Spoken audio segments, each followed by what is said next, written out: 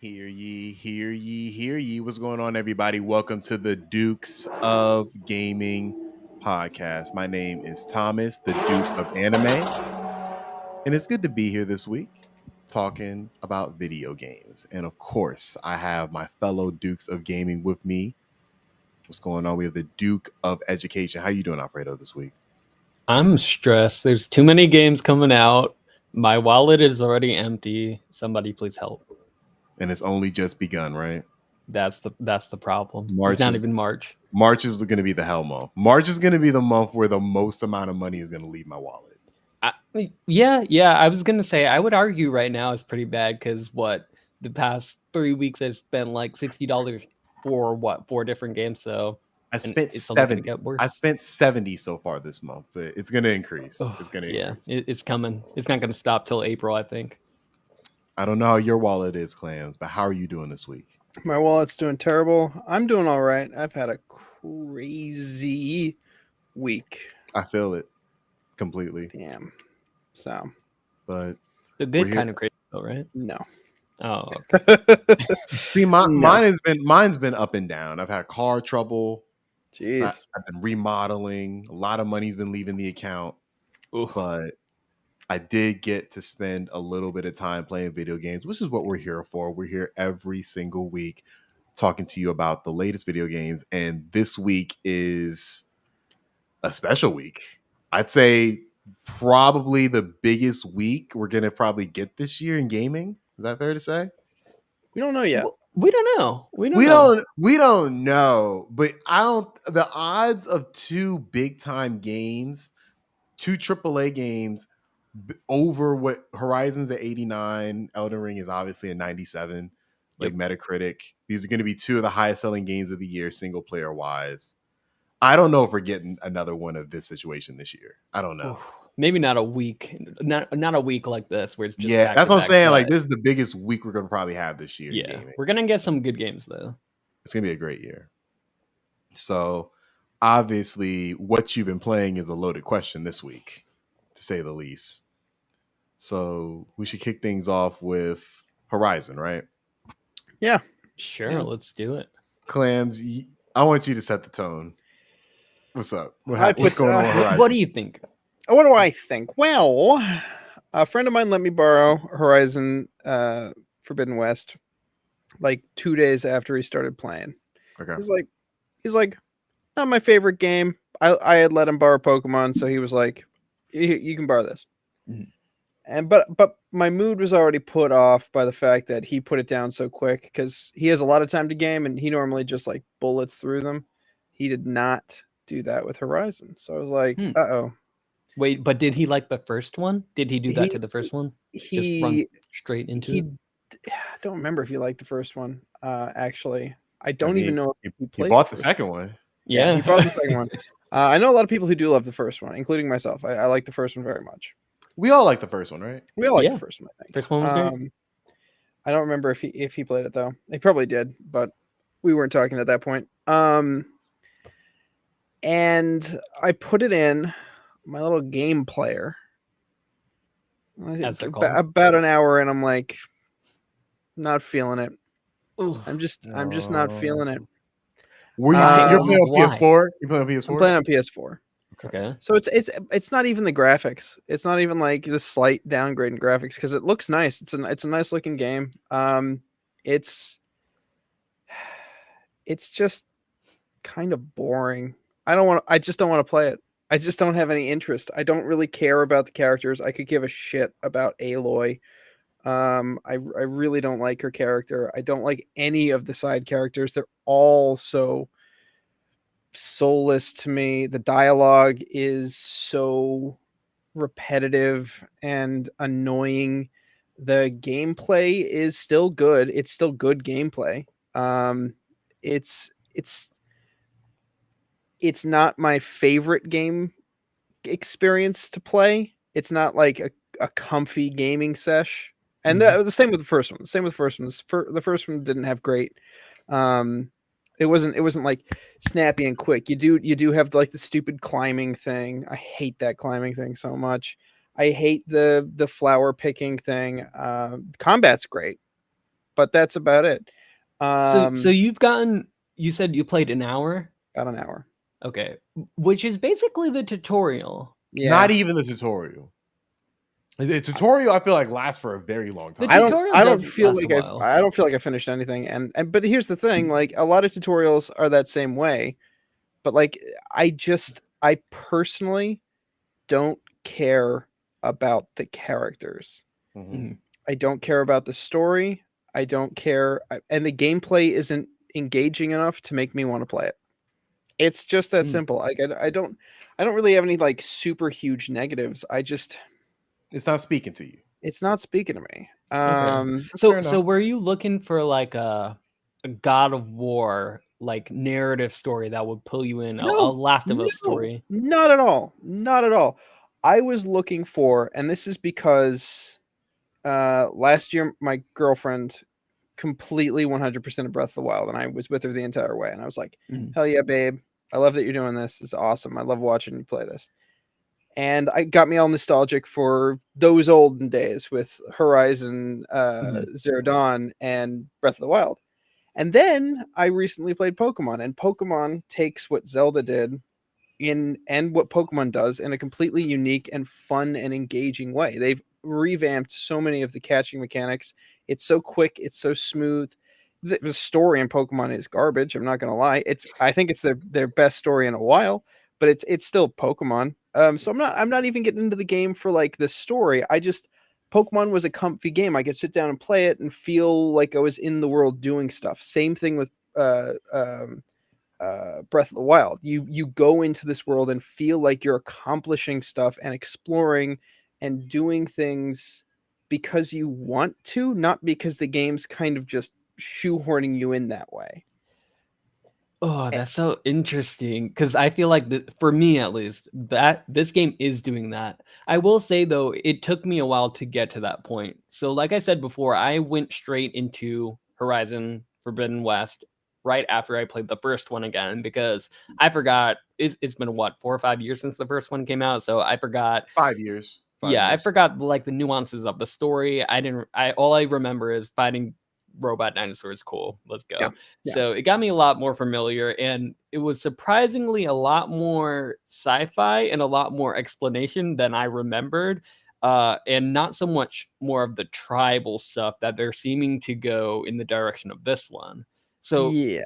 yeah, so for this one, I'm about 20 hours in. So I'm a good bit into the story, and I will say 20 hours in, the story hooks that they're giving are pretty intriguing. Like I am very, very interested in as to what is happening, but at the same time, I'm more interested in I guess, the world building that they're doing and what be it makes it feel like I'm a part of the world and being a part of a tribe more than, "Oh, I have to figure out this super Yeah. heavy sci-fi story kinda deal." Sure. Can I So speak to that? Can I speak to that really quick? Oh, yeah, yeah. Yeah. So one thing you said, Clams, that I want to just stress that it does change.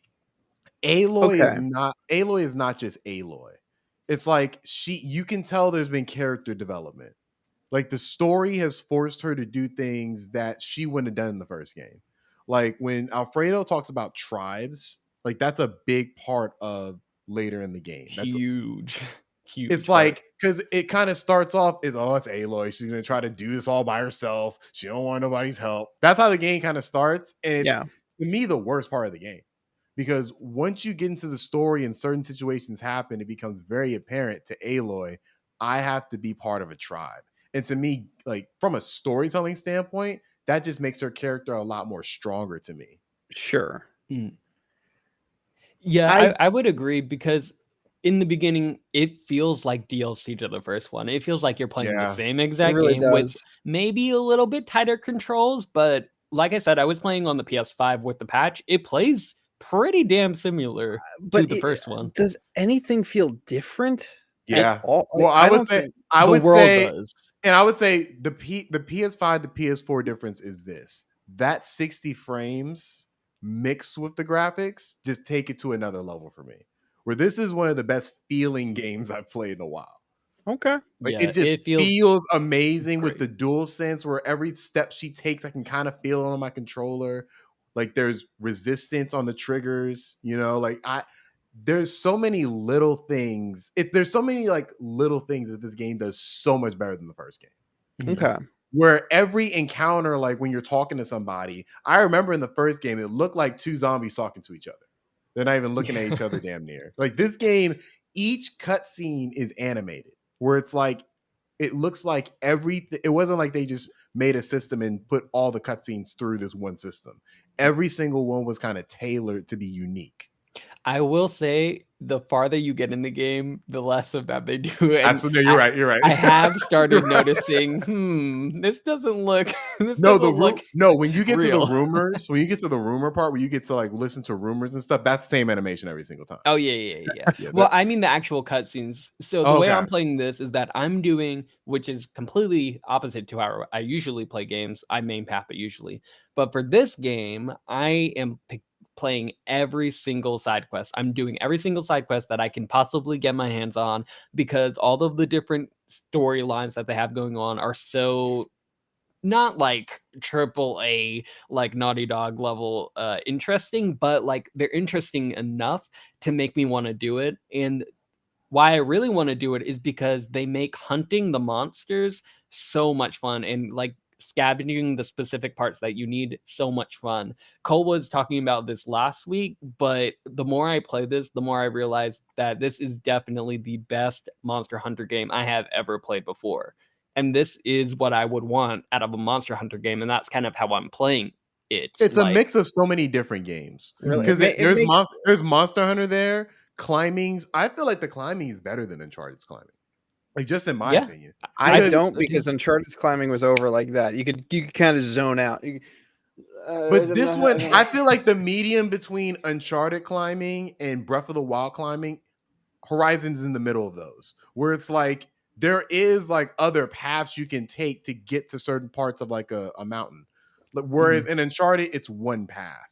While in Breath of the Wild, you can take an infinite amount of paths. Yeah, I guess that's fair. It could be in between.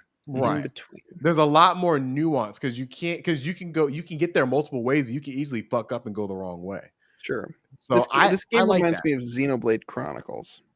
Oh wow. Ooh, why? I mean, it's not a bad thing per se. It's just not my type I of think game. it's a bad thing. It is a bad thing. Explain. Honestly, the voice acting and dialogue. Oh, I thought You don't think Aloy. the voice acting is good? I I don't think think the voice Aloy's acting. really good. I No, like no, Aloy. I don't. You know what I wanted the entire time I was playing this game? The What? entire time I wanted Fallout. I wanted to be No, playing. you're not gonna get Fallout from this. I know I'm not gonna get Wait, Fallout. I'm not gonna get Fallout why? ever Why because do I you want want a game Fallout? where like the dialogue feels like I'm saying something. I want a game where I want a game where the dialogue makes me feel like I'm the character. But the thing is, with Like Oh, Uncharted okay. does that too, and it's not even an RPG.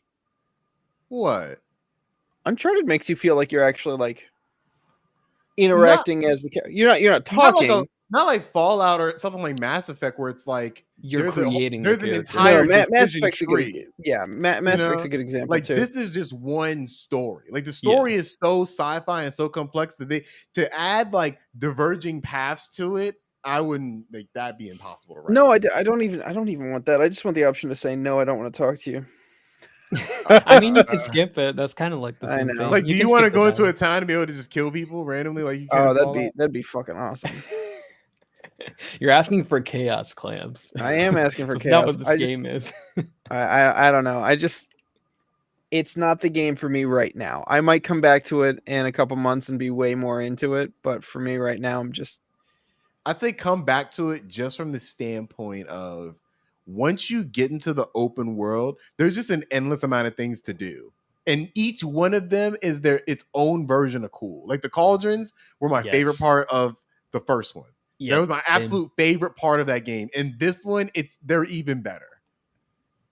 I love the cauldrons in this game. I like the new ruins. The new ruins where you're exploring Yeah. you're exploring The just like a puzzles? bank. yeah. You're like exploring a bank or something like that. Like The setting is amazing. Like and I they won't double download down that at on all. that. Like Yeah. because they have like a whole Frozen section too. Like the Frozen Wilds DLC basically like was just a precursor to a whole biome in this game. That's dope. So I'm looking forward to playing it more. Like I feel like I'm gonna beat it this week. How many hours are you into it, Thomas? I'd like to say 15. Oh wow, okay. But I've been Good deal. mainlining the story, so I mean I've done You a might good. be farther than me in the story then, because I've been doing all the side quests. Well, I actually like has it gotten really sci-fi? I mean, it has gotten sci-fi, but not super sci-fi. I'm still Like there's doing a stuff. certain point in time where it gets super sci-fi, and I'm like, is this the same game? So get to that. Once we get to that point, we should have a whole spoiler discussion. Once Yeah, I'm sure I we feel like will. I feel like it's going to be an interesting game. I've heard it's a divisive ending, so we'll see.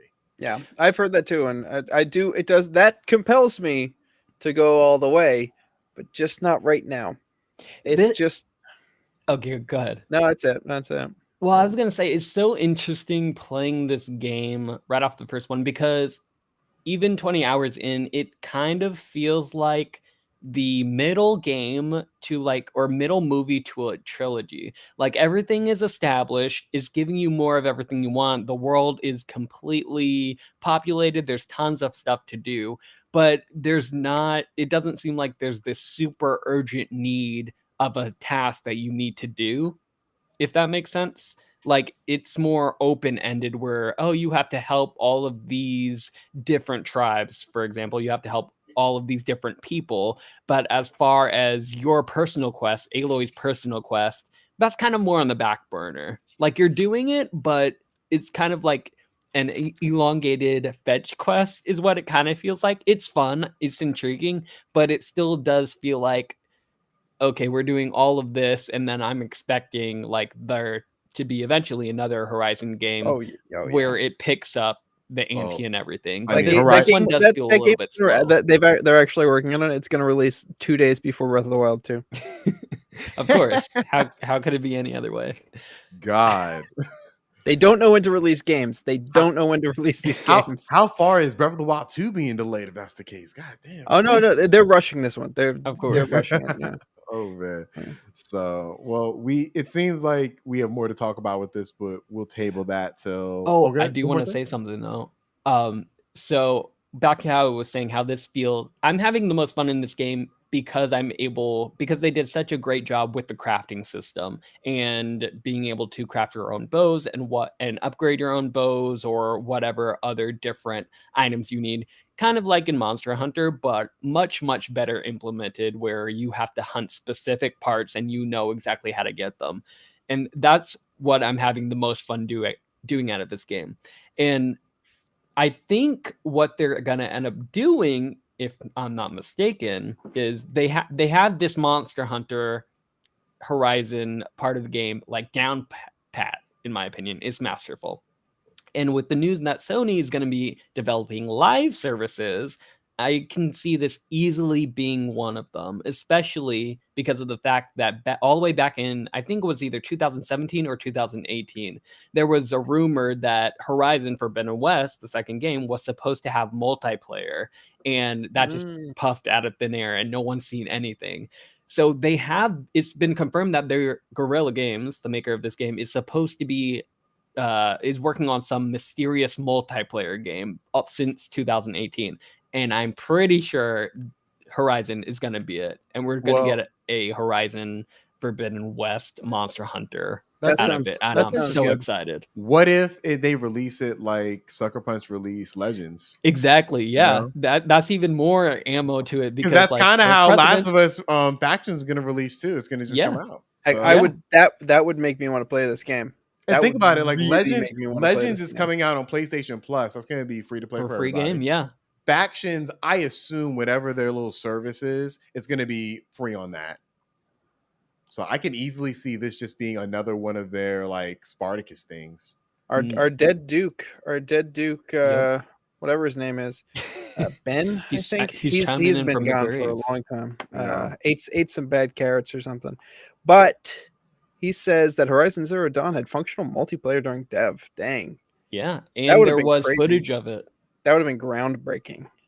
So but here's my thing about that though. I have never liked the melee combat in Horizon, and that has not changed. That is not changed. Look, okay, let me ask you a question. It's better, but it's not where it needs to be. Let me ask you a question. The warrior tree, which upgrades your melee combat capabilities, have you been putting skill points into it? I'm halfway through it, yeah. I'm like, oh, really? I'm like at 12 or 13. Okay, yeah. I'm like, it's just making a shittier thing better. Like if you shine up some shit, you know what I'm saying? Like you might have shiny shit, but it's still gonna be shit, you know. And I think the combat is just not where it needs to be. I'm total opposite of you. I love it. I love what they have done with combos. When I play like Ghost of Tsushima or God of War or Spider-Man, this is clearly as far as melee combat, like the last of them. Yeah, yes. But I would argue that in Horizon, Aloy is I don't know what an archer, I guess. Like that would be her class. You were gonna say a hard C. I was like, oh my god. No, an archer. Get your head out of the gun. Aloy is a archer. She's a hunter. So like she's not meant to be up close and personal. So a lot of the combos that you actually unlock for the melee combat are meant to be supplemental to her archery. Like it's meant to get up, knock them back for a second so that you can use her bow and arrow. It keeps her relatively realistic because if we're being honest, like she wouldn't be able to overpower that many like armed assassins without like other skills. Right. So I get it. It just feels awful. Well, you know what? They're probably saving that for the warrior class that will be in the Horizon Forbidden West multiplayer component. And I'm sorry, I'm only talking about like when you're fighting other people, when you're fighting other like humans. Yeah. The melee against the robots is fine. It's fine because it's just a means to an end because you're just trying to knock off their parts. So it's like you just hit their parts off and go up close in person. But when you're fighting like the other tribes and stuff, it's like could be better. I love it so much. Look, that's my one negative. That's my one negative takeaway from the game. Like besides that, I'm having a great time. That's just one. I had to call out one thing I didn't like. That's fair. I like it, but I think I'm the type of person or the type of gamer who would prefer a range class anyway. So I only use it for a second to get up close and personal, back off, go back to bow and arrow. And it just feels, the combat in general feels so good, and all of the different weapons that they have. Hands down, best bow combat in a game, period. Yes. No, it's like a big gap. It's like a big gap. I'll give it that. I will 100% Horizon. Like if people are gonna say Breath of the Wild perfected climbing, Horizon totally got bow and arrow right because Yeah. it's And Breath, making it Breath of feel the so Wild has good epic. bow and arrow too, though. I'm not. I can't. I'm not Does gonna. it? Yeah, it does. Yeah, I like. Does it? It gets the job done. You always feel like it's enough. If you You say know. so. most of the people I've seen play Breath of the Wild, not professionally, like crazy streamers and Are there stuff. Will professional Breath of the Wild players? well, like speed There's gotta be, runners and right? stuff. I need to be a professional Spider-Man player. Shit. There you go. There you go. Another open. Sorry, we'll get to that. We'll get to. I'm jumping ahead. I'm jumping ahead of ourselves. I'm jumping ahead of us. Spoilers, but yeah. I guess you're right. Breath of the Wild did have pretty good bow and arrow, but I think Horizons tops it. Top tier. Top tier. For Now, sure. Much Breath of the Wild had much better climbing though. Breath of the Wild. Hold up. We're not going down this road. We're not doing this. But we always say we're not going to go down this road because it has to be a whole episode dedicated to that road. All right, so I'm rails. booking it right now. We're gonna have a Breath of the Wild special. We're gonna have a climbing special sick that day. We're gonna have we are having a climbing special. Let's have both. I'll be sick. Both we're all gonna climb a mountain. We're all gonna hold on to the side of a cliff, and we're gonna discuss Assassin's Creed, Uncharted, Breath of the Wild, all the games with climbing in them as a main mechanic. And how Breath of the Wild does it the poorest. I agree. Does it to the best. Sorry, you misspoke. You cut out a little bit. I'll in the edit. I'm gonna glitch you out, and you're gonna say, and I'm like, what best? Sorry, cut all this. Speaking of best, though. Speaking of best, and going back to Horizons. Oh, you said best. I can just cut that out and put that over you saying worst. I will give Horizon credit for how epic that they make their boss battles feel. You do get to a boss battle pretty early, actually. I think it's maybe 2 or 3 hours in, and it feels great. Like the way that they improved that alone, it makes it feel like, again, Monster Hunter, a better Monster Hunter. What difficulty are you playing on? I'm playing on hard mode. Me too. And honestly, like it's a pretty like substantial challenge. Like I don't feel like I need to turn it up. But like I feel like it's right at my skill level because I was pretty good at the first game. And yeah, I think that combat wise, it's really good as well. So yeah, and I believe they have difficulty sliders and everything where you can like set like your exploration hard level versus combat level. It's Last of Us 2-esque. Like Last of Us 2, I feel has the best difficulty sliders in a game period. But this is a close second. This has and all the accessibility options that they have available, including the secret one that I told you guys off mic before about how they specifically delay your loading, like whenever you fast travel or you're loading into the game. The game delays your loading so that you don't load in too fast because then you'll miss all of their tips on the tip screen. But you can go into the accessibility options and set it to be immediate, and then it'll just load immediately, which is I changed it. On SSD it will load in because they want new players to be able to read the tips while they're still learning. And then once they feel like you've learned everything, they'll tell you, hey, you don't have to read these tips anymore. Just go straight in and use the SSD. I haven't even seen a single tip because it loads so fast. Yeah, it's like a blink of an eye. That's the other thing. Love it. There has never been an open world game this big with so less loading. Like this is the game. This is the game that's shown me the power of the PS5. Truly, because Ratchet and Clank was really nice, but that's a linear game. This is like a fully open world game, and I'm fast traveling in seconds. Yeah, there's a ton of things to do in the wild. I know you guys, or I think Cole was complaining about, a lot of the different icons that are everywhere, and it's like information overload. I love that. I love that too. I love that. But yeah, there's a lot of things in the open world going on. I have something to say about that when we get to what I've been playing. Oh no. Other than this, I'm scared. Well, let's get right into it then. Okay. So I have not been playing, but I played enough of it in the past couple of weeks to talk about it. But you two this week have been playing a little game called Destiny 2. We have. Have you been playing Witch Queen? Yes, I have been playing Witch Gotcha. Queen. I And have not. I played through Forsaken and Beyond Light 2 weeks ago. Gotcha. So I took a break because real life has happened this week. But yeah, I can Gotcha. talk about it too. So I want to hear. We'll start with you again, Oh, Taylor. okay. This is my first foray into Destiny, because I did not play the first one. I own it. I was gifted it, but I had heard so many bad things about it. I'm like, there's better things to play. And it was free. I think that's another thing, like getting Horizon Forbidden West as a lend out copy just made me go like, well, I don't have to play it. I didn't put my money into it. Worth every penny though. But Destiny 2, I also didn't buy. That was gifted to me. I don't know if we can say that on the stream. It was just gifted to you. No It was one gifted to me. No, who, someone gifted by it to who? me. No one knows. By whom? It was gifted to me, and I was like, it was okay. Yeah. Ben gave me this a code, and thank you very much, Ben, because I was feeling put upon by Horizon, and I was like, well, I have Destiny. I need to play it. It was a nice gift. Let's see. I love it. Oh my Right. god. Right. You do not strike me as an FPS player. Oh, I'm not. You don't I'm usually- have to be. You don't have to be. It's just once the gameplay loop gets you right, Yeah. it's just It's game so- over. It's game over. So fucking fun. Oh my god. No, I love this game. Like I would never have believed in a million years. Cuz no, I don't normally like Same. first person shooters. I do I do like the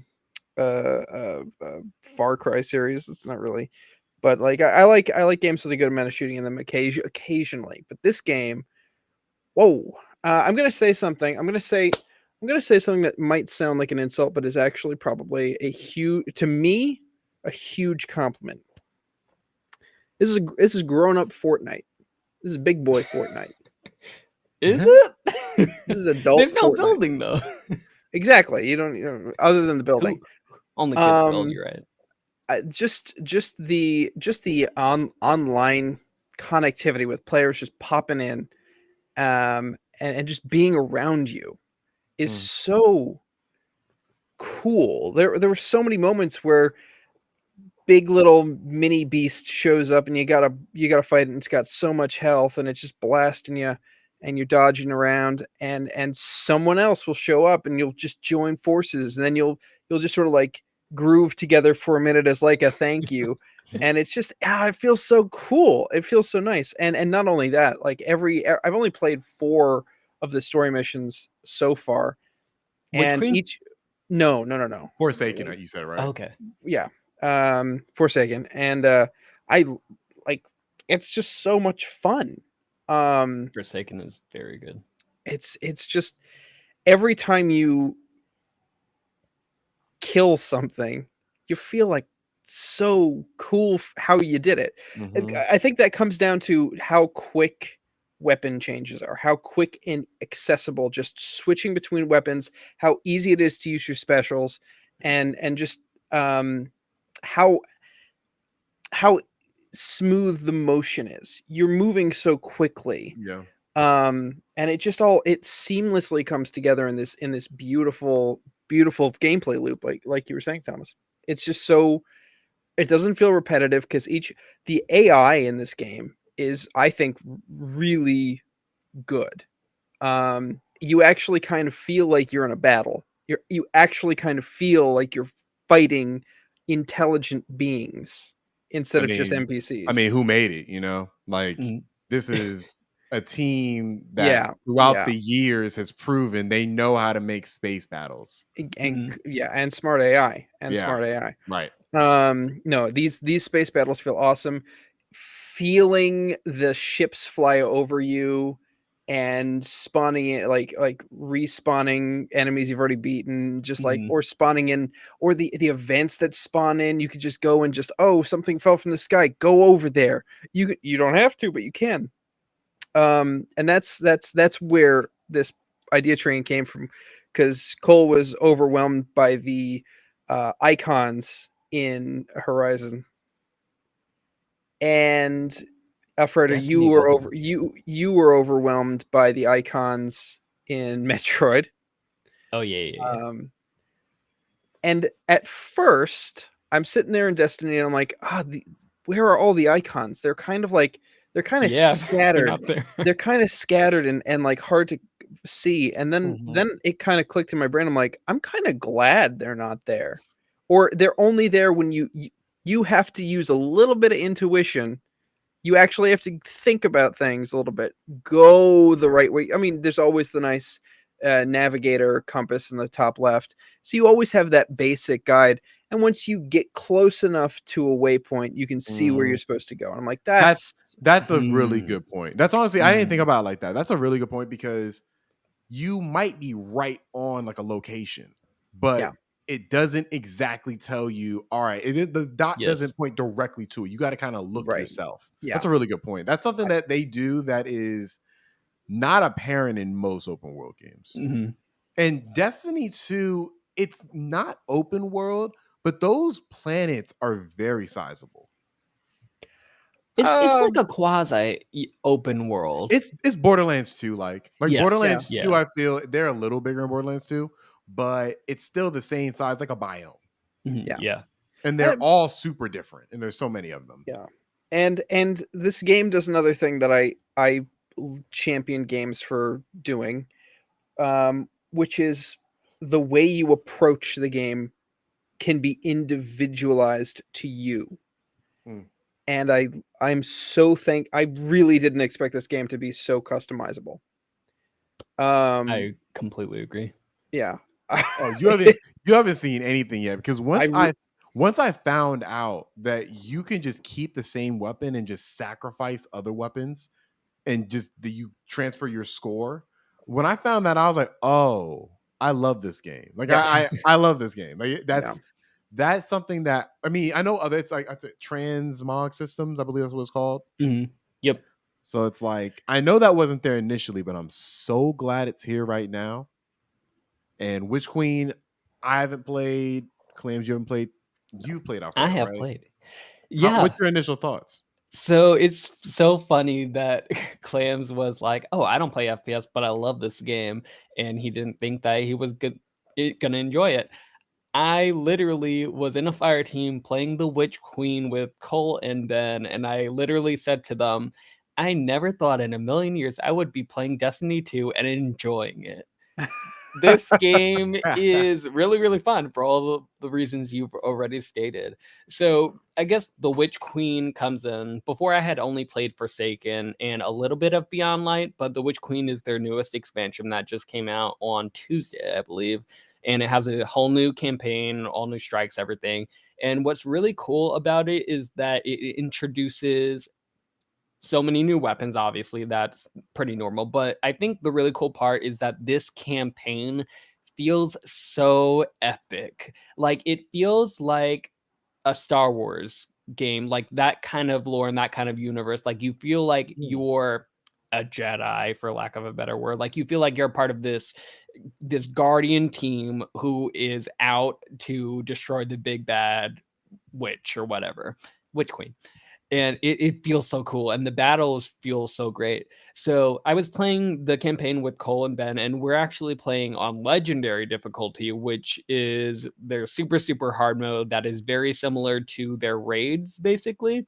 And my god, this game is so hard, but it's so it's so weird how it balances the difficulty level of being so hard but being still fun and still accessible, and you're still communicating with the people on your team to see, okay, we got to take out this target. This is an FPS that I think is really special because you really have to think tactically, and it actually does have puzzles included in the actual gameplay loop, rather than, oh, just shoot this guy and then you're done, like just shoot him with whatever ammunition you have. No, the Witch Queen, especially in every single mission that we've done, we've only done 3 missions so far, which has taken us a long time because it's on legendary difficulty.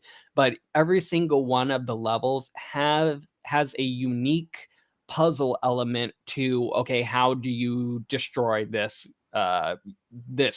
boss, this level's boss? And it's just really, really refreshing as opposed to just playing Overwatch and, just get headshots Yeah. Yeah. is your goal. You have to really coordinate with your team, and that's what makes the game so much fun. So I'm having such a blast, and it's just so fun it's a That's really great game to play with other I people. gotta play it with you guys now that I've gotten like comfortable with the controls and everything. Yeah, for Because sure. We can all link up. There's some like once we get through the Witch Queen stuff, there's gonna be a lot of stuff we do in the seasons. sure, And that's yeah, gonna be crazy. But yeah, once we all get through the Witch Queen, that's gonna be amazing. I got into it, playing Forsaken. Didn't really like Forsaken's campaign that much. Oh, I like Forsaken. I didn't really like Beyond Light that much, but Witch Queen, See, I'm the great. opposite. See, I'm the opposite. I love Beyond Light. Because I thought Oh. that character they introduced, I forgot her name. But the one So the memorable. You forgot. hey, it's a lot of stuff. I'm forgetful. But yeah, no, that story I thought was pretty good. And I've heard that Witch Queen is essentially Destiny 3, essentially. And I'm like, I'm It excited for feels epic. yeah, I'm excited for what There's too that's many gonna good be. games. Ugh. Too too many many good good games. games, too little time. Do we have any final words about Destiny 2? Ooh. Play it. I do have one last thing to say. Go ahead. Give this game another shot. If you played it and Destiny 2, if you played it and you were like, it's not my type of game, give it another shot, because I was once like you. I thought it could never be fun, and look at me now. Yeah. But I think seriously, we've all been in the same boat where I yeah, know like Taylor got it, but he heard bad things about it and didn't want to start it. I played through maybe like 30, 40 hours of the first one, played through maybe 3, 4 hours of the second one and said, this is just not, I'm not trying to go deep into this. yeah.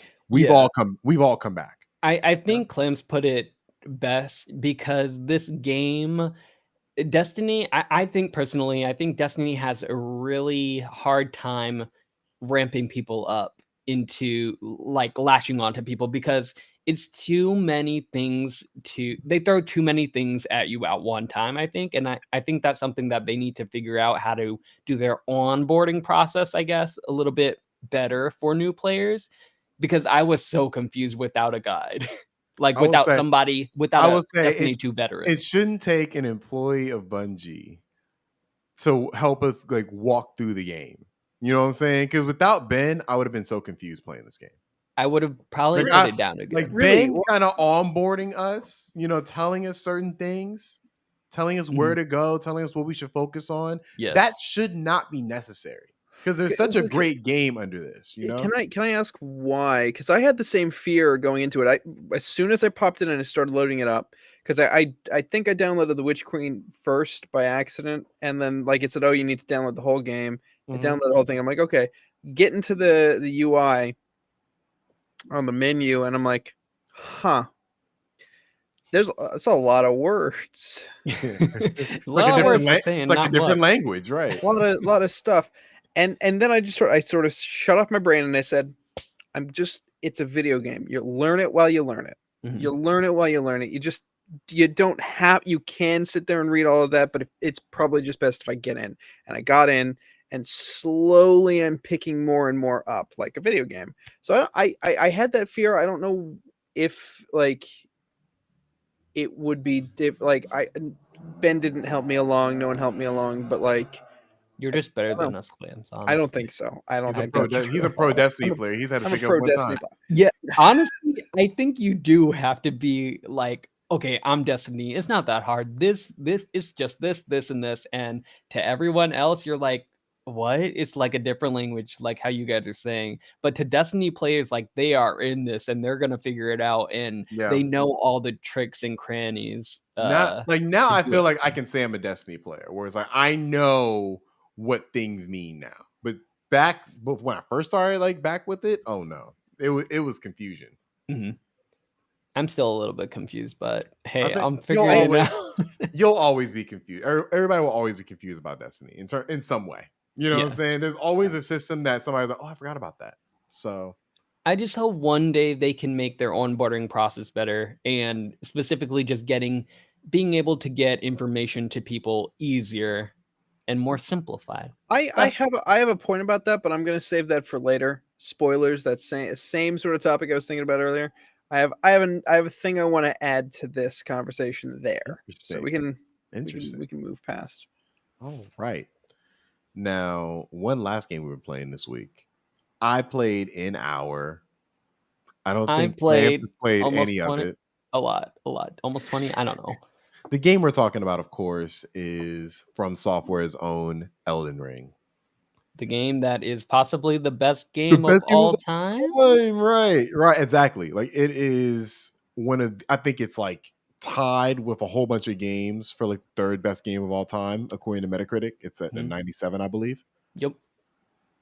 Crazy. It's a certified classic. None of us thought it could do it. No, I said the cap was like 92, and I think you can go back to the catalogs and see that Cole and I both thought it would. Hey, Cole, okay, yeah. I think Cole said it was gonna be a 90. I think Cole said 94, 95. Yeah. No, Cole's 94. Not definitely. He was 94. I think I said 98. You guys did. I think I said 98.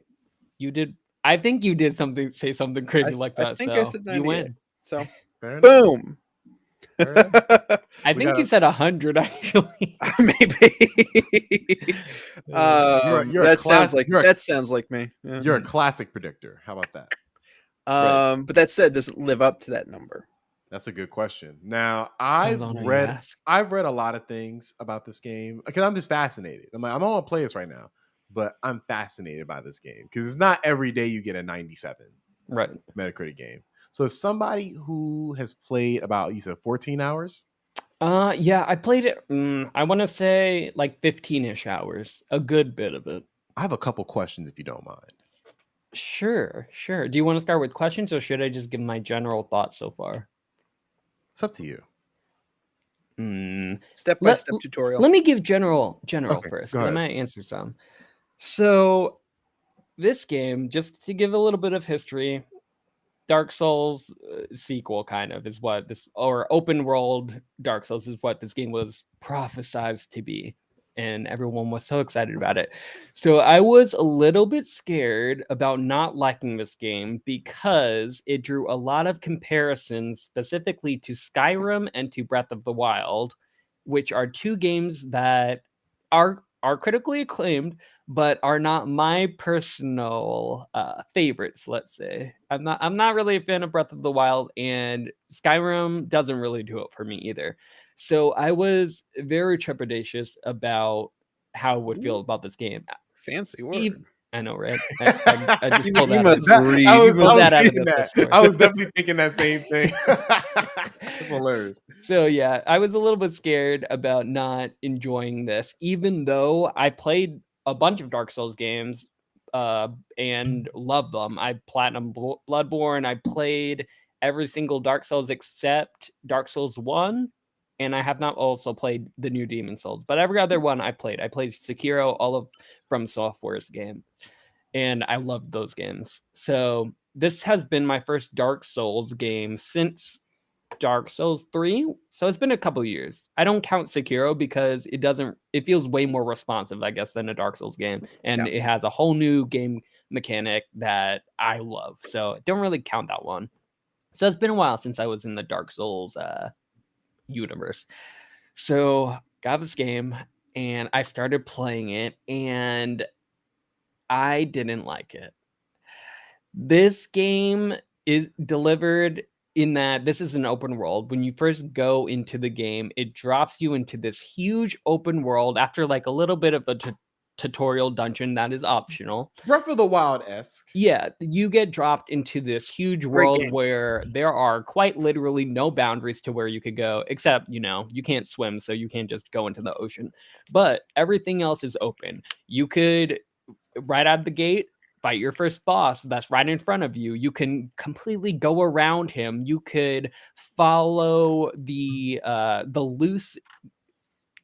they do like a Ghost of Tsushima kind of deal where you have your stereotypical Dark Souls bonfires, which are like your resting places, your safe havens. But the bonfires themselves give off like a little light, like a ray of light pointing you in a direction that you're supposed to go for the golden path. And it's also gold, the ray. So, little symbolism there. So you can go that way that it's pointing you to go, or you can just go in the completely opposite direction. So as soon as I started the game, I was like, okay, I'm going to go in the complete opposite direction, go into this random place.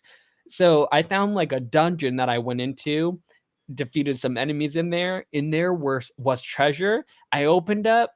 It was a trap. I get transported to an extremely high level place where anything I try to hit, they one hit me. Like I do 1 HP worth of hit when I try to hit them. And there's no way to teleport out of this place. Miyazaki got you. So I have to figure out, basically. I spend a good 1 to 2 hours trying to figure out, okay, there has to be a way to get out of this.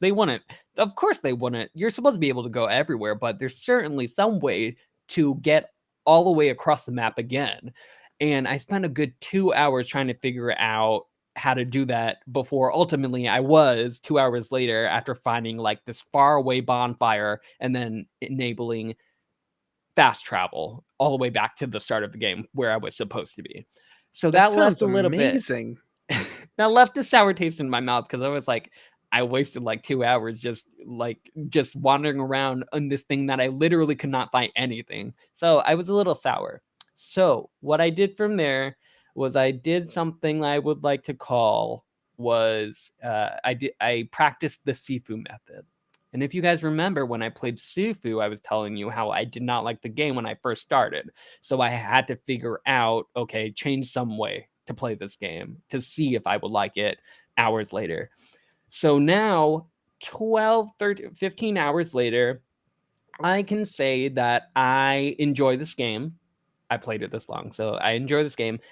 However, I do think it has a lot of issues, and I certainly do not think this game is a masterpiece. I think it has a lot of issues that I'll bring up in a bit. But this game is a good game. It's a good game. It's a fun Dark Souls game.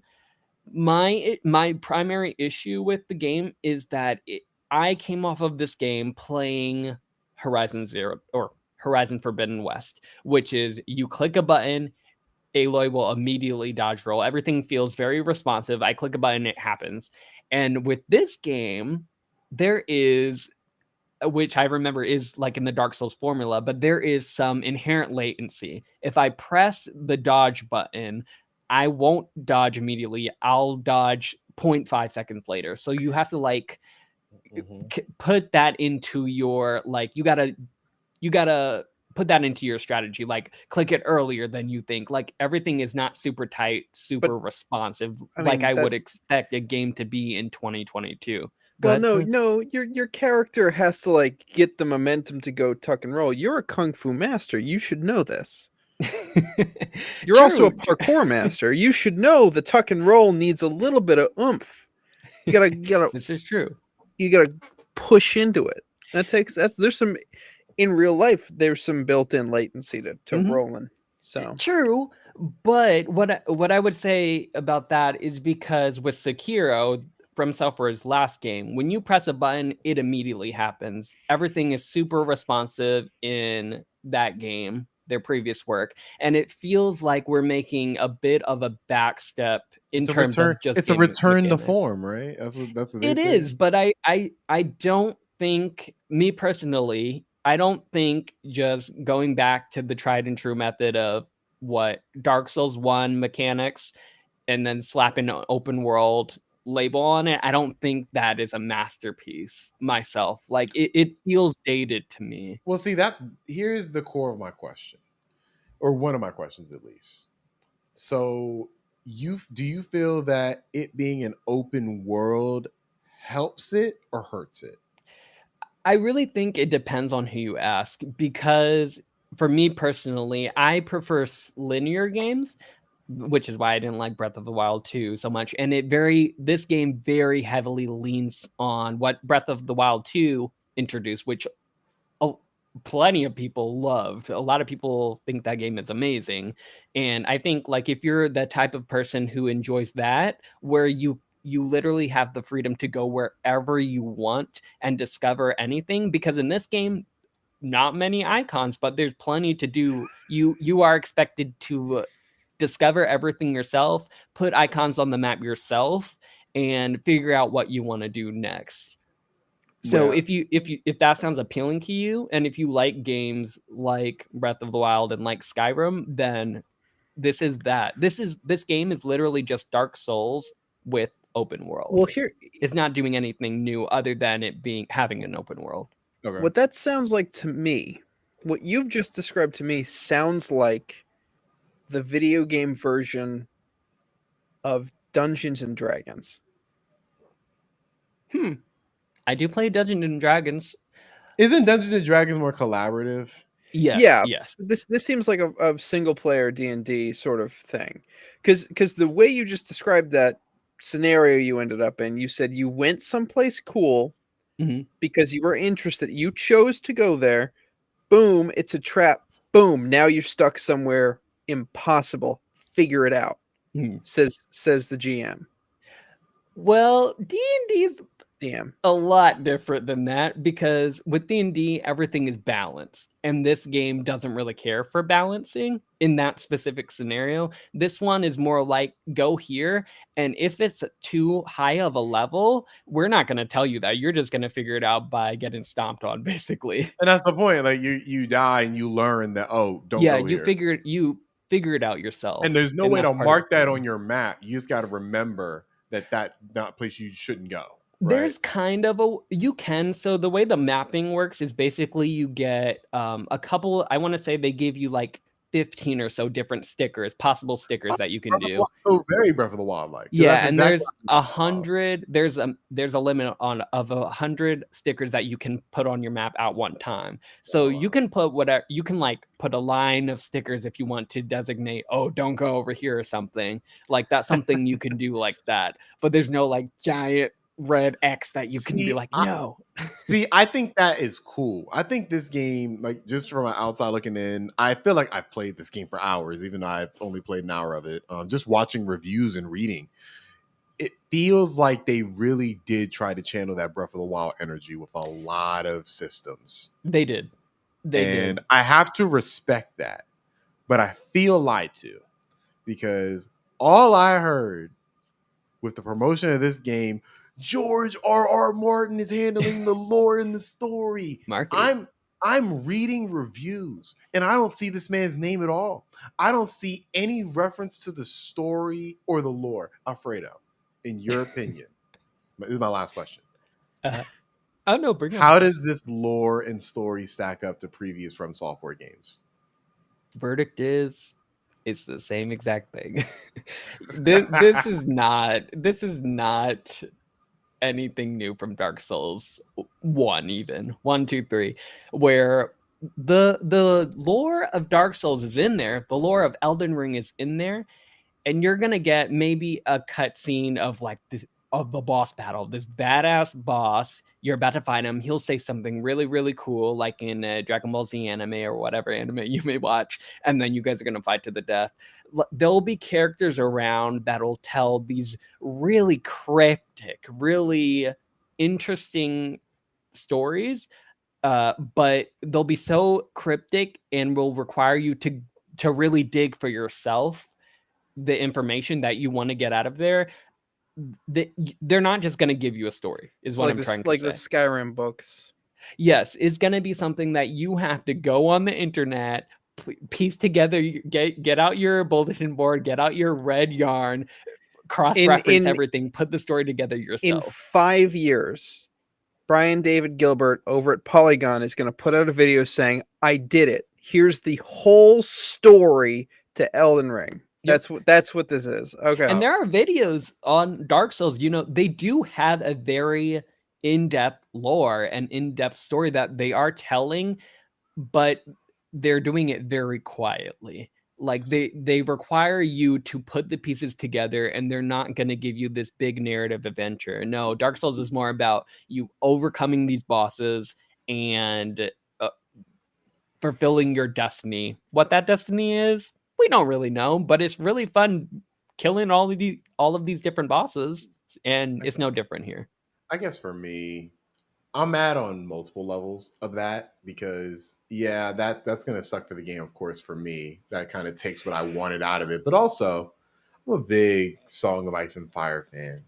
And I wanted to believe that this man has not been writing these books because he was so focused on making Elden Ring such a great experience. And Is to hear that that's not what's going on, just makes me a little sad. I mean, I will say Elden Ring, as much as say it's not really like it's not my masterpiece. It's a fine game. It's a good game. It's a good Dark Souls game, but I don't think it elevates it to another level basically. But I will say in terms of like the lore and storytelling, what they do introduce that is different from Dark Souls, like the new rays of light showing you where to go, the gigantic monsters, I don't want to really spoil anything, but the gigantic monsters, their variations in the different enemies that you face, I do think is a step up for sure in terms of Dark Souls. And I think that's where the lore and story bit come Would this from. be the best Dark Souls game for you? Dark Souls game. I know you said Sekiro Uh, you really love and Bloodborne yeah. you platinum, but in Sekiro would terms, definitely be my best from software game. Dark Souls, I think the jury's still out for me on that. I'm still a little bit better about that 2 hour delay. do you think I should start this game? Because I feel like I'm being peer pressured by Cole. Cole's like, you got to get it.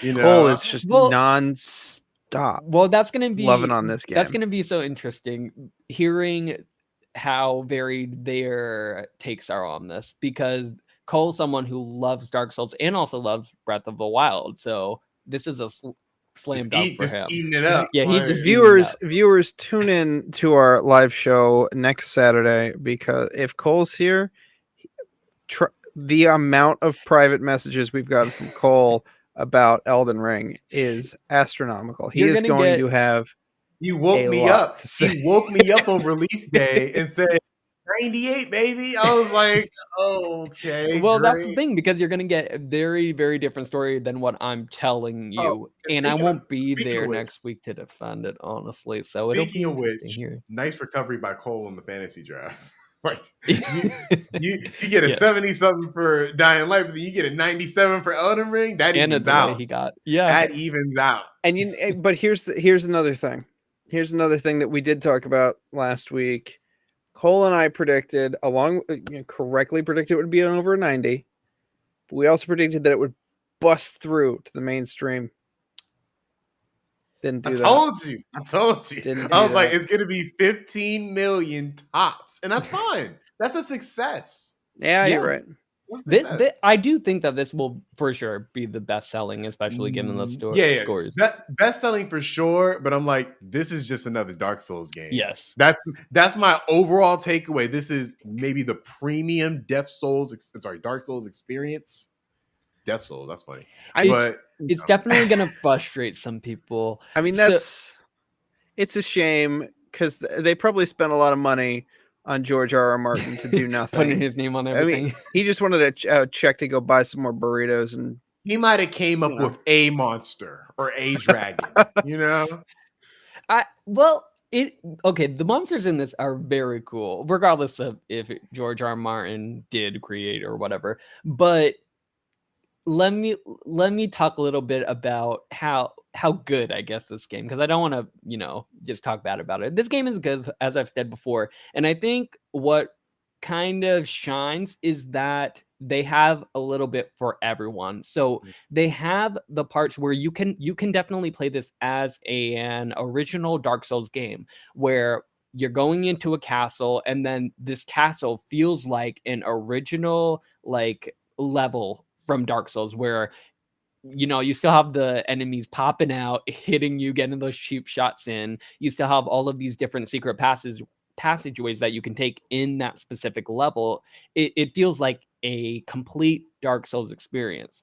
But at the same time, for example, one of the big bosses that you have to fight, you don't have to. They borrow a lot of Breath of the Wild comparisons and open world tricks, because you can go to that castle, that aforementioned castle, but you can also go completely around the castle and just skip that section completely and continue on your merry way. And that's what I actually did on my first just Well, after I got back on the golden path. that sounds cool. That actually Yeah. sounds really cool, because the difference between that and Breath of the Wild is Breath of the Wild, there's only 4 places you can go. Like, after you complete that main part, there's 4 places you can go. This game has This game seems like it so has many. infinite amount of parts you can go. And that seems really cool. I'm Yeah. spending my time right now and where I am, like there's this game you can get I don't know what it's called, but analysis paralysis, for lack of a better word. Like, there's so many different places that I can go and so many different places on the map that are possible that I'm like, oh, I can go over there. And then you go over there, or I can go in there, I can go over there.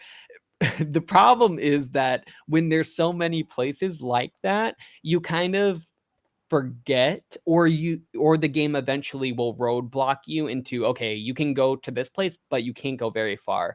So how I spent my first few hours in playing this game is I started going to random places that I saw on the map or just in the distance, and they always had somewhere cool that I can progress to.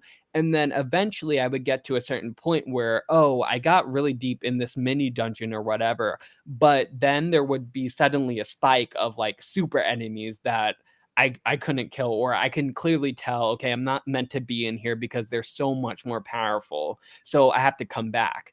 And that kept happening for me, where I would go here, get a little farther, and then I would hit a stopping point where they're too powerful. Okay, go to another place. And it would just keep happening. And then suddenly I have 10 different places that I have to remember that are marked in my map. Someday I need to come back to these places when I'm more powerful. But at a certain point, because there's so many different possibilities, I'm like, wait, is this the place or is this the place? And what was I trying to get in here?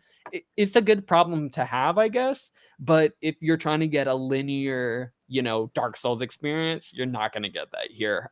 Besides okay, let me go into this castle and defeat this boss. That's fine. I think I'm leaning more towards waiting till this game is either on Game Pass or it's cheaper, just because I own every single last From Software game and I've beaten none of them. If you haven't beaten those, you are not going to finish this game. That's the thing. Like, this game is when huge. I don't know who said it's 100 hours in the chat, but when I that believe so, yeah. when that was in the chat, I saw that, I was like, oh, that changes things. I was like, is there at least a story? And now I'm hearing there's no story. There's a story. It just doesn't tell but not it a story. Yeah, it's not Horizon Forbidden West. Right. So like, I'm like 100 hours from now is completely unpredictable. That's a whole different life. That's a whole different you. Yeah. In 100 hours. Honestly, yes. Your post Elden Ring self. You never know. But I think I'm going to. I have on my bulletin board, I think I'm gonna play Dark Souls 3 first. I think because I remember playing that initially and liking it, but then dropping it. I think I'm gonna just try to beat that and then go from there. And then eventually, at some point, I think I'm ready for Elden Ring. I think I'm ready. You say that, and then Cole will tell you guys something completely opposite next week, and then No, you'll because both buy it, which is fine because the game is good. The thing is, time-wise, it just doesn't make sense for me. Because once we hit March, Alfredo, there's no time. Like, there's absolutely there's no 100 hours to sink into an Elden Ring. I mean, honestly, it's already kind of over right now for me. Fucking Kirby is going to be the Dark Souls of Kirby games. 98 on Metacritic, calling it 99. I'm calling it 100. I'm going 100. $30 million in sales. 2 billion people. Hey, play don't put Kirby out like that. I mean, they'll surprise you. I'm saying I want this to happen. Okay, I'm just saying. Look, Mario Odyssey is at 97. Is it really? Is it? I think it's a 97. I might be wrong, but I think it's up there. Wow. I think I'm just, maybe something's wrong with me because I never like these critically acclaimed games as much as other people like them, I guess. I feel like if you look on the list, you might find one you like. I probably will. But there are a lot of games out there, but they're also... You know what, Alfredo, real quick, you're the only person I know. And I know quite a lot of people. You're the only one of them I know who plays and enjoys and knows about Fire Emblem. Really? A What? Whoa, disrespect. Whoa, disrespect. I like Fire Emblem too. That's Yeah, Yeah, disrespect. don't hate. but Disrespect. do you know as much about it? Yeah, I feel like I played just as I much. don't know that much about Fire Emblem. I just love it. You just I just he love the just made game. it his namesake. That's all. Right, I know- I exactly. feel like I Normal. played just as many Fire Emblem as Alfredo. I I played three. can I dig played it. 3 games. Yeah, probably. All right. Well, I know 2 people who like Fire Emblem And you're with and them right actually care now. about it. Well, no. Here's the thing: is I know a lot of people who are like Nintendo shills who just Mhm. like play Fire Emblem because it's another Nintendo IP, and Mhm. I don't like Fire Emblem. It's not a game for me. And I love watching these people forget about Fire Emblem 2 days after they play like 20 hours of it. They're like, "Oh yeah, I dropped that. I moved on to Pokemon, or I moved on to fucking Breath of Ugh, the Wild or something." shame on them. Like Shame. I know so many people who just like pick it up and go, "Look at me, I'm so smart. I'm playing Fire Emblem." It dropped. That's So me. no. Fire, You know, Smart. I you know, play Fire Fire Emblem 3 House is the top 3 game on Switch. sh- Or top is it 5. Top 5. really? Top 5 game on Switch. It is. That's It is. insane. Maybe at 5, but it's definitely top 5. Higher than that.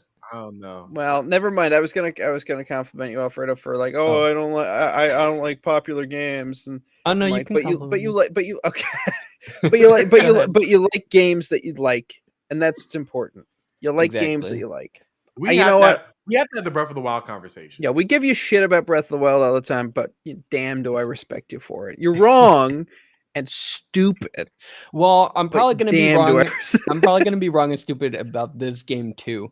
But I do think even 15-ish hours in now, I do think it's too early for me to definitively say this game is a masterpiece or this is just another Dark Souls game. Leaning toward the latter, where I do think it's more of a Dark Souls game, but I will be excited playing it further into the year and also seeing, what Cole and what Ben, who have also been playing the game, have to say about it. Ben just confirmed in chat that you are wrong and stupid. I'm sorry.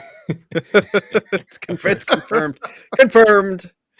I thought you were saying with I the was Zelda smart. shield too. That's the thing.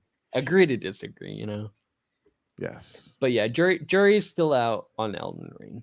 We'll But have so some far, more thoughts so next good. week. We'll have some more thoughts next week. Cole's gonna be on, Ben's gonna be on. They're gonna have their own individual thoughts. So the conversation. Don't listen to Cole though. He's gonna be wrong. He should have broken Cole- Metacritic. Cole is gonna look like Robin Williams in Jumanji when he comes out with the big beard and like he looks like he's been in the jungle for 20 years.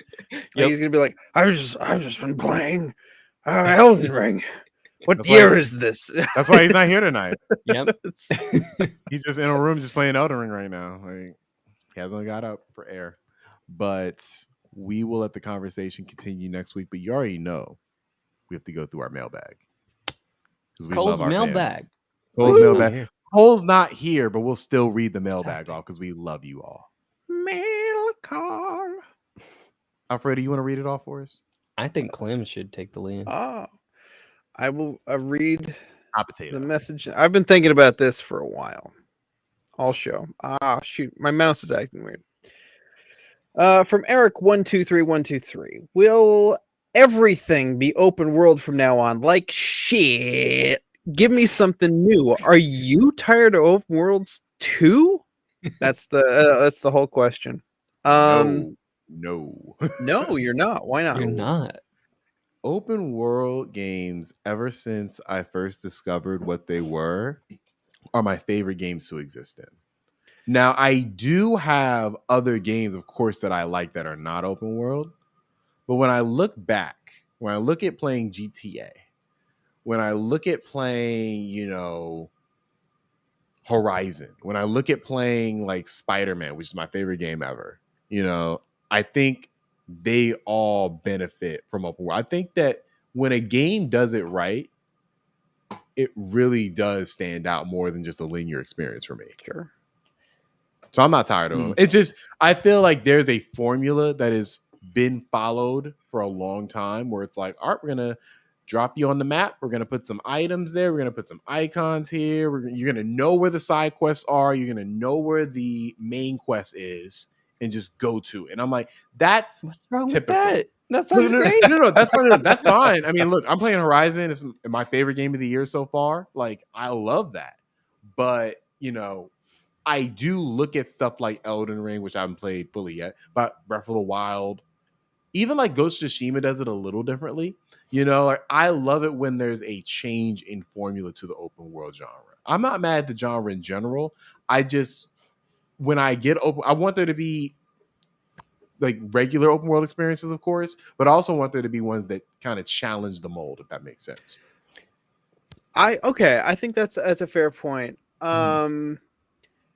When I think open world games, the main experience I want from open world games is really the ability to feel like you can accomplish anything in a huge variety of ways you can do it. And that's why the pinnacle of open world games to me are Metal Gear Solid 5 and Breath of the Wild.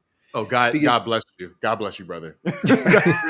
That those are two games that do what you just described perfectly they absolutely Agree to 100%. disagree, but go to a on. T. 100%. And more recent, I mean, Spider-Man in a different way. Spider-Man allows you to feel like you can do what Spider-Man Like does. Spider-Man, it makes plot sense why he's able to, like, he knows the city back and forth, so Yeah. it makes sense you be able to go wherever you need to. And he has a like an Iron Man type suit on, where it's like he has like kind of waypoints, so it makes sense Yeah. story wise. In that way, so that's a different way of doing it. More recently, to open world games I've played, Pokemon and Horizon. I think I prefer Pokemon more, and that's mostly because of the gameplay mechanics in it. Arceus, you're How talking about? Yeah, Okay. Pokemon, yeah. None of the other Pokemon games are open world. Um, uh, I don't think so. I feel like But you can make a case that they're open world. Yeah, you definitely could. You can make a case. I've heard the argument that they're open world. there, I there, don't necessarily the disagree. I mean, you second, can go anywhere. the second Pokemon game I could, Gold and Silver, I could consider almost open world because there's Ruby kind of and like this. Sapphire too. Ruby and Sapphire is pretty open world. I feel like that was pretty streamlined. I don't know. It's been a while since I played it. Mhm. But Pokemon enraptured me because of the unique catching mechanics and how seamlessly you felt like you were just sneaking up on Pokemon, catching them in unique and clever ways, using your tools in hand. Doesn't even scratch the surface to as close as like Breath of the Wild or Metal Gear Solid 5. Right. Not even close. So that was positive for me. Horizon, on the other hand, just sort of feels like there aren't too many things you can do other than shoot well. That's one of my main problems with that. Is some open world games just feel like your battle style is the only real input you have into the game. You're kind of just moving along. Yes, it's open world, and you're interacting with a lot of different cool stuff. But at the end of the day, you're just sort of interacting in the same ways, the same time. I bring this up because Destiny 2 is a very linear narrative driven game in its campaigns. And yet at the same time, it achieves that flexibility in play style that I desire from open world games. Where I don't think Pokemon or Horizon came anywhere close to. Which to me is rare. It's very rare for a linear narrative driven game to make you feel like you're actually doing something kind of cool. I like Far Cry a lot. Far Cry kind of does that, but not as well. Not as well. It's really just a selection of different guns you can choose, and that doesn't feel fun to me. One of the things I want to bring up with this topic is my thought earlier. Alfredo, you said something about Horizon Forbidden West feeling like part two in a trilogy. in a trilogy of movies. Mhm. And I'm looking at Kirby in the future. I'm looking at Pokemon, Zelda, and in the past, and Horizon made me that quote made me think of something, and I was like, not only do I want flexibility in um in the games, I want flexibility in the way they make the games, which I was racking my brain. I'm like, what are some franchises that have like completely different games? Mario. All of Mario's games are just completely different from the old ones. Mhm. They're always changing up the style and flow. Zelda, Metal Gear, and God of War, kind of Ish. ish. Mhm. And the reason I GTA. GTA 100%. Yeah, GTA 100%. That's a good Is open world. GTA one of them though? I Yeah, mean, yeah. GTA in 1 each and one 2. had You ever played its GTA 1 and 2? I mean, well, I mean more recently, like 3 to 5. I I mean, mean, I the think that introduction if of you play online and everything, but if you play 1 and 2, like the foundation is there. Yeah, Like Mhm. it's all there. Like I yeah, replayed them because I think it's on PlayStation 1. I yep, remember I replayed Yeah. it one time and I was like, "Oh shit, this is the same." Because I yeah, learned because have you ever played Chinatown Wars? Yeah. That's that same like top down view you get in the original games. So Oh. you can kind of it's still GTA.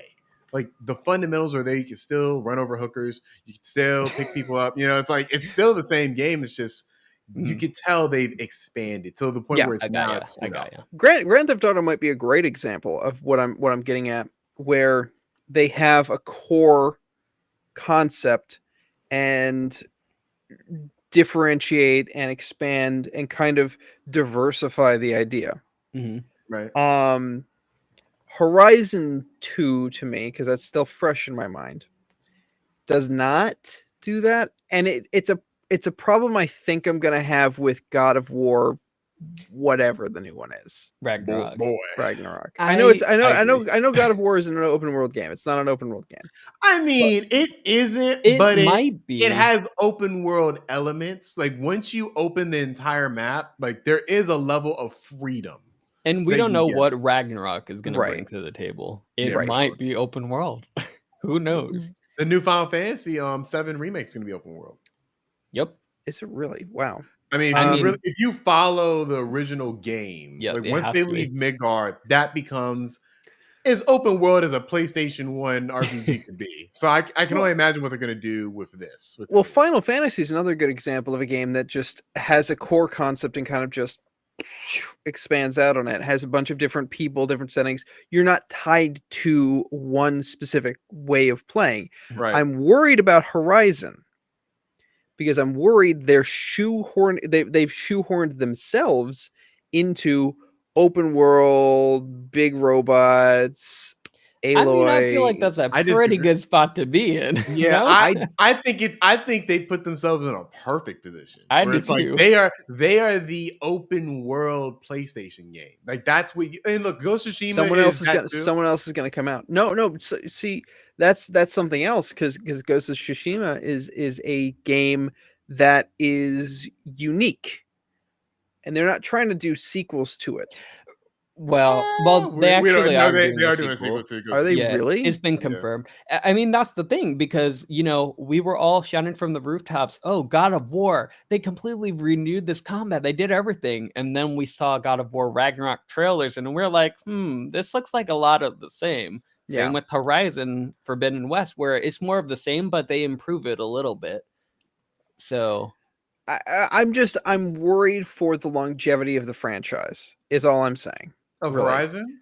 of Horizon. Oh no, I think we'll be I, fine. I yeah, think it's gonna sell record breaking number. Not they have a VR game coming out, yeah, probably multiplayer. I think I they've left room. Like if they want to do a side linear game that maybe doesn't focus on Aloy but takes place in that world, they can do that too. Yeah, Like I feel like they are trying to make this into their like big franchise their bread yeah, and because butter. franchise. Uncharted was that PG-13 level affair that they got to coast on for two Yeah, so generations. good. Yeah. And I'm glad it's over though. We need we're something new. probably not getting an Uncharted game for a while. So Mhm. they've been looking for a game that's an original IP because Spider-Man's kind of that same wheelhouse, but that's not their IP.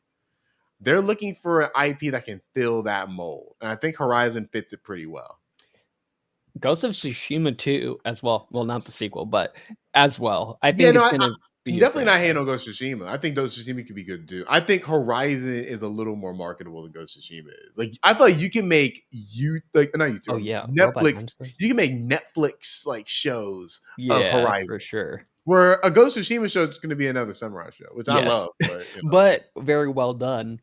Yeah, but I agree. But I do want to chime in. Okay. Go ahead. Go ahead, Clem. No, go ahead, Alfredo. Oh, I was gonna chime in on this question that Eric posted, because I kind of feel the same way in that okay, how do we reinvigorate this franchise? Excuse me, make it open world. Make it open world. Kirby's open world now. And that is the go-to, which isn't necessarily bad. I feel like this is a little unfair though, because last year, what did everybody on this pod say except for me? Last year was a bad year in video games. We didn't really get that many open world games last year. I think last year, but that's not why last year was a bad game. I'm saying, but all the top games, they were kind of varied in terms of their genres. Like all of the games, I don't think we had one single open world game in our top list. I think you're right. I think you're right. Yeah. Yeah. So it's like, and we consider that a down year, and it just so happens we are getting just a cornucopia of open world games this year. You know what I'm saying? It's like, yeah. But I don't necessarily. I feel like it just feels like we're getting overwhelmed with open world games because we've had a whole bunch of them drop just back to back to back, and we have more to look forward to. Me, as somebody whose favorite games are linear story-based narrative games, I am not a fan of, everything being open world, because when you slap an open world on a video game, typically that means, okay, we're going to focus so much on, making the world feel lively that that the story can take a backseat, because it's more about exploring as opposed to telling a story. And I feel like those two ideas are very rarely aligned, where we're going to make it open world and have a great story. Like, I feel like I can count on one hand the number of games that have had both. So I personally would prefer a single player, or not even single player, a linear based story over an open world, because it does seem like everything is just going open world because that is the new hotness that everybody wants. I mean, the reason I brought up the franchising thing is because, yes, Breath of the Wild is an amazing game, Alfredo. But so is Ocarina of Time, and so is Wind Waker, which I don't think you've played. I haven't. Yeah, but these games aren't in that same open world style, and yet they're still good. And I'm worried about specifically Horizon, if it's shoehorned itself into this open world idea. Does that run out of steam eventually? And does this fad of open world games run out of steam eventually? Well, then they just make it into Battle Royale. There you go. Well, that's a good. I'm glad you brought that up, because would you consider a game like Fortnite an open world game? No. I mean, what's stopping it from being open world game? That's a pretty big world. Like that world you get dropped into Fortnite. It has it has a good amount of biomes in it. That's true. Because there's nothing to do. Except shoot people, and the whole game is drawn about going to the center of the map and not dying. Yeah, that's true, because in this building you're gonna find weapons. This building you're gonna find weapons. Like, there's nothing, or a pinata or whatever. It's not really open world. But you can go wherever you want.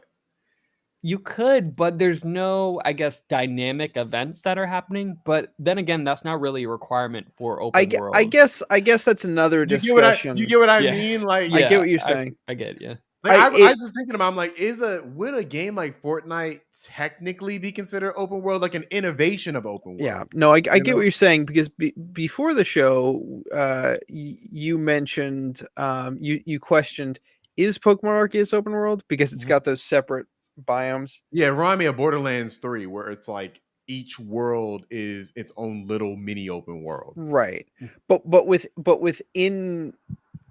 see, it's hard to define open world too, I guess, because of that.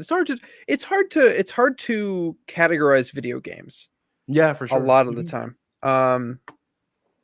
But the reason I think Pokemon is open world is because the scale of the each map you're going to is so massive, and then there are sub biomes within them that seamlessly kind of blend together. Same with Zelda, same with Metal Gear, same with Horizon, where you've got all these biomes that are just kind of just mixed together. Just there just happens to be 4 different options in Pokemon, and they're a little bit more condensed than a grand open world. Right. And Metal Gear, sort of similar. Metal I, Gear 5, I you think Metal have Gear Solid 5 is, to me, like, if it had just a little bit more than just, oh, do this, go to this base, if the world was a little more realistic looking, I think it'd be my favorite open world of all time. Because it's the Pokemon game I've never gotten from Game Freak. what? Where think about it, you're collecting these soldiers like they're Pokemon, essentially. Oh, I've never played this Like game, so I don't know what you're I've talking always about. looked at, because all right, so the main mechanic in Metal Gear Solid 5 is when you get to a base, you scout out all the agents and you look at each agent and they all have different grades. And once you get Okay. to a certain point, you're not looking at the weak soldiers anymore. You're only trying to get the strong soldiers. And instead of Huh. Pokeballs, you have Fulton packs. And essentially you basically fly them out and they go up in a balloon and they go to your mother base. Oh, so you're building an army basically. Yeah. Yeah. That's Kind of You're like how you're you're kind of like how you when you capture a Pokemon, it goes straight to your your the stats or PC. whatever. box. Yeah. Yeah. Yeah. So I've always considered Metal Gear Solid 5 the best Pokemon game of all time You for don't that reason. It's you know not turn what? it's You not know what? turn-based, but that capture mechanic It's is Pokemon. it's funny that you say that, because I just remembered that little thing you could do in Metal Gear to gain materials to send your soldiers out to like little missions. You Uh, can do that in Pokemon Sword and Shield. yeah. You literally tell your Pokemon to go on jobs and you get rewards for it. You do? Oh, I missed Yeah, that feature. yeah. You go up to the PC and you're like, "Hey, I want to send Pikachu." Like a farmer will request, like, "I need 8 grass Pokemon." And Um, look, you can do that kind of like in a weird, like a very antiquated way in the original where you could put it in the daycare. You can put the Pokemon in the daycare and it levels it up, you know what I'm and saying, if it fits it there. fucks a little bit, So has a little baby. that's like the antiquated like way to do that. And then like once you get to like Sword and Shield, you can assign them different tasks to do. Yeah. And so yeah, I've always considered Metal Gear Solid 5 the best Pokemon game of all time. That's a funny point, but yeah. Um, It's a great game. Great no, game. I love Metal Gear, Alistair. Alfredo, you should play the entire Metal Gear series. 100%. I will once they remaster it. I'm just He waiting patiently over here. Alfredo is needlessly trying to play the worst game in the gonna series, which is the first one. is He's trying to gonna play happen, that guys. first. Just watch a YouTube video. No, this and that's another point I wanted to bring up is one of the beautiful things about Mario and Zelda and the original couple God of Wars, not the current one, because it's changed. God of War's changed, where you just had a character that was memorable and fun, and you just threw him somewhere. You just threw him in a different location. Doesn't matter. The rules don't apply. Rules don't apply in these worlds. Metal Gear goes about it a different way, which is the lore is just so completely out of sync with anyone's brain that you really don't care. You really, Alfredo, you really, really shouldn't care about the lore. It's But like that's it's that's how bad I anime feel. in the best way. That's how It I feel really is. about open worlds in general, to be honest, where like the lore is there, the story is kind of there, but you really don't care because you're Well, it's just not. there to I care explore. in Horizon. I care in Horizon. Well, Like Horizon is okay. different, but Like every other when I'm one, I'm going like, to the different places and I see the little codex, I'm like, I'm reading that. I'm listening to that because that oh, I don't do that. the way that world is structured is, you know, my camera fell. But the way the world is structured, I care about like what happened in the past. Yes. Well, Horizon is a good way to do it, but that like the audio logs or like having you to go the extra step to do that research and get more lore, Mhm. I'm never one for like I'm not going to do more than I have to. Like if you're going to tell me a story, you have to tell me it. I don't I don't want this to become a second job for me. It's not that you might extreme. not like Metal Gear Solid 5. Then No. Because Metal Gear Solid 5. That's half the game. Like that. no, That it's is half not. No, it's not. No, the it's not. No, it's audio. not. Clams, Oh the no, no, audio no, thing. no, no! You don't listen to them. You I get listen the to all of them. no. You I'm get the getting audio conflicting things. information. No, Okay. you get the audio things, and you don't use them. Then you get the cassettes. You stick that in your helicopter, and you blast away a bunch of Russians while listening to "We're the Kids in America." That's Wait, how they you have play the music? game. They have radio in Metal Gear Solid. No, you get cassette tapes Oh, with okay. songs from the Okay, 80s. I'm in. It takes place in the 80s, right? Yeah, Mm. during the Russian invasion of Afghanistan. Wow. Wow. Okay, no more spoilers. Timely.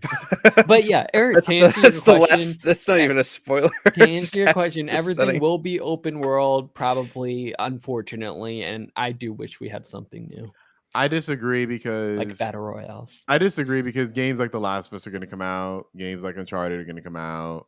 Halo's always going to be even. Oh damn, Halo was open world too. Shit. Yeah, yeah. It's Halo's open happening. world now too. Kirby, nope. This proved my whole point. Damn. What are some games you'd want to see open world? Nothing. Haven't you been listening? No. No. One game that I do. Ooh. What is some game for?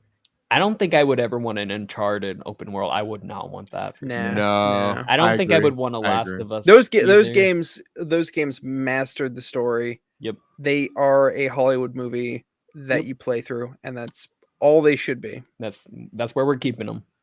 There's open world I want specifically that technically exists but is horrible, and I wish it was better. 2K open world. Because right now, what? so 2K has this thing called the park where you create your player and you can walk to different, you can walk to different parks and play like basketball. It's sort of seamless where if you're just one player, you can kind of just go into a 3-on-3, and just naturally play. Mhm. It never works as intended, and it's very monetized.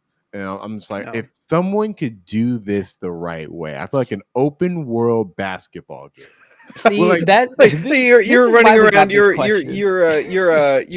a pro basketball player. He's a hooper, And No, you're just in New no. York City, and you're like, oh, there's basketball on the west side.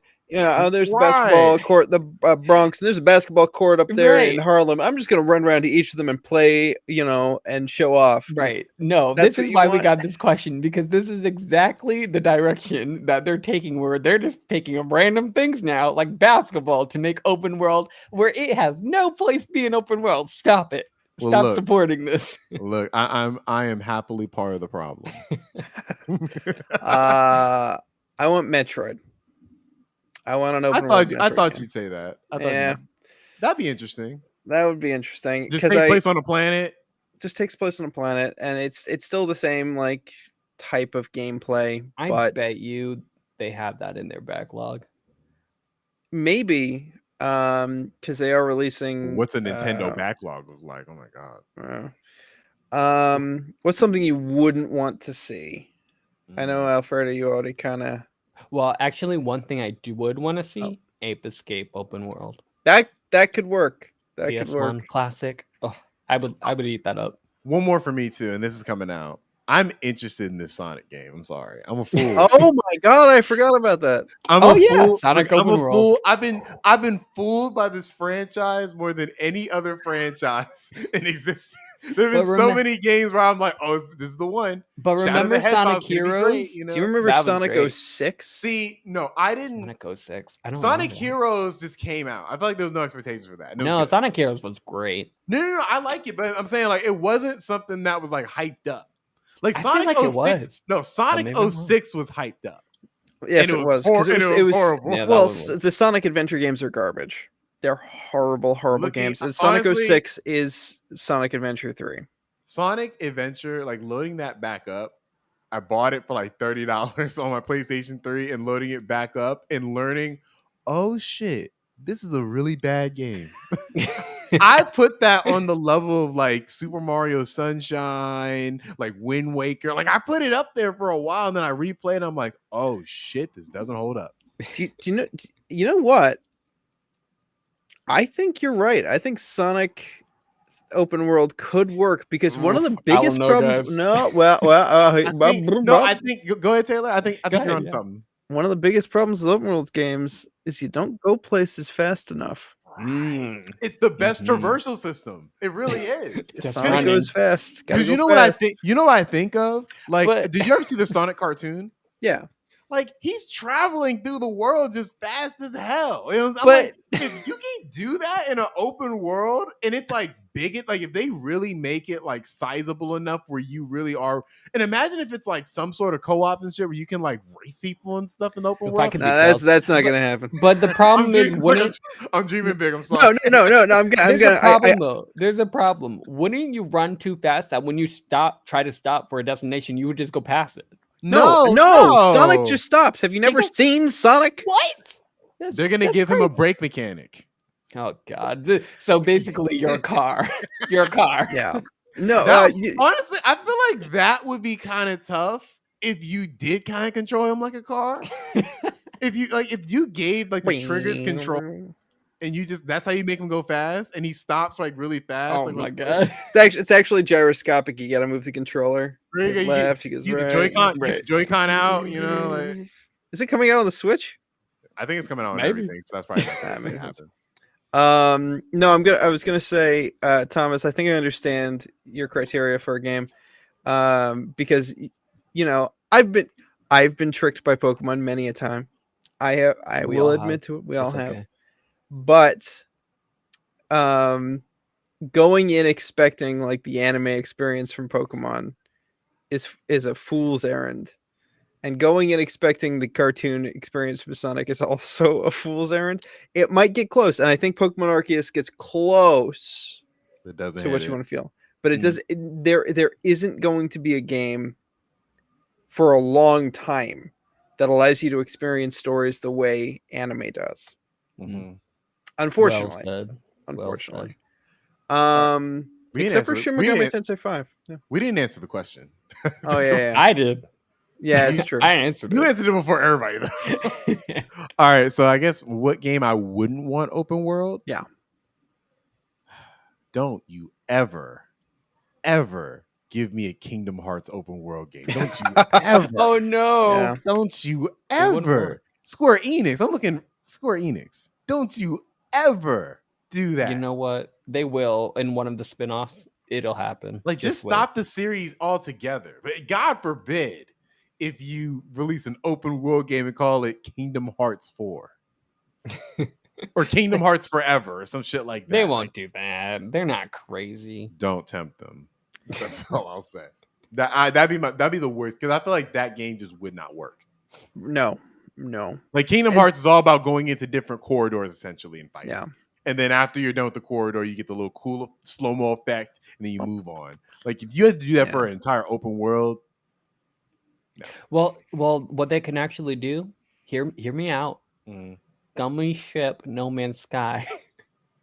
You go to the planet, you're in your gummy ship, you're flying everywhere, bam, that's how you get everywhere. Why Open would you world, why would you technically. talk about the There you go. worst part of the game? Hey, my ship was awesome, okay, when you The guys gummy- made me play the first one again. the gummy ship might be the worst mechanic in any video game I've ever played. That can be agreed. Hey, we on, were yeah. talking about fast travel earlier. That's the literal opposite of fast travel. Actually, my gummy ship was going real fast when I actually Hell, it took invested me 2 until hours in it the for system. 5 minutes to get from point A to point B.